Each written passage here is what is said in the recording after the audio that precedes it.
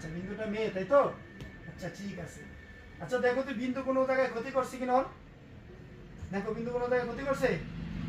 শরীরের ভিতরে বিন্দুরে আটকানো হয়েছে। দেখো বিন্দু একটা জেলখানার ভিতরে বন্দি আছে।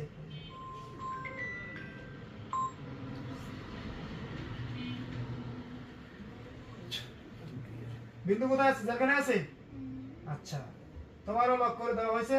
তুমি যদি ভালো হয়ে থাকো তাহলে বলো বিন্দুর কোন কোন জায়গায় ক্ষতি করছে? তেমন কিছুই করেনি, মূলত ওই স্যারদের উপরে রাগ করছে। ওর উপরে রাগ করছে কেন? অত অত ছোট মানুষ তো কারো ক্ষতি করে না, তার রাগ করছে কেন? না, ওর বাবা মার প্রতি। ওর বাবা মা কি করছে? ও যে ও যেই জায়গায় অনেক আগে থাকতো না হ্যাঁ ওদের বাসায়, হ্যাঁ। তো ওই জায়গায় ওনারা বাড়ি করছেন এই জন্য আর কি। আচ্ছা, ওনার ওই জায়গায় বাড়ি করছে, নিয়ম করে পালন করে না কোনো কিছু? এটা আমি জানি না, তবে ও ওই জায়গায় অনেক আগে থেকে থাকতো এই জন্য। আচ্ছা আচ্ছা, আমার কথা এখন শোনো। তুমি তো মুসলিম তাই না?